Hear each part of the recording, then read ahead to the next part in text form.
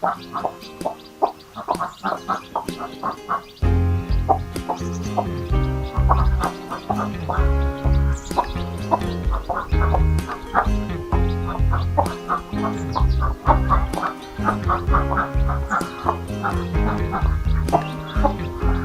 con đấy nhỉ.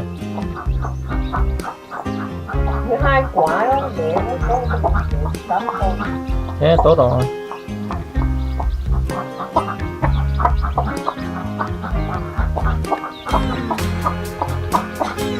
Nở được mấy ngày chị? Nở được mấy ngày rồi? Vừa sáng nay cũng có. À, vừa sáng nay chị xuống ổ à? Thế mình gọi kia có khi nó chưa nở hết chứ.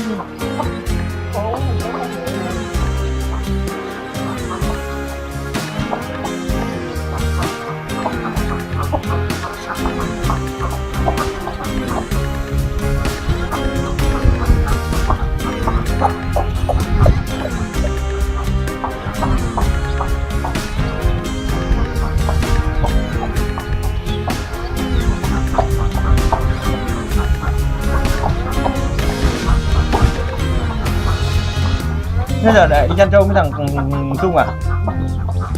Cái thằng Em đó. hai anh em nó đủ cần gì chứ đi gì cho nó mệt người.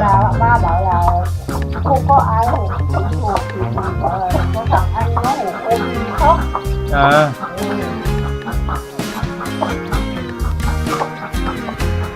Còn thằng em thì gần trâu.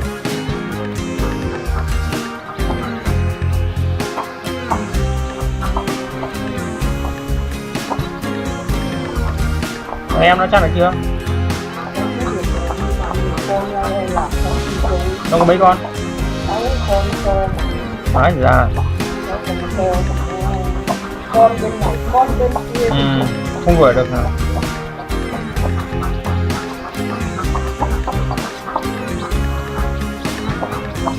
Thế nó bảo đi đuổi nó. Đi hỗ trợ thôi, chỉ là làm cái máy điều khiển thôi.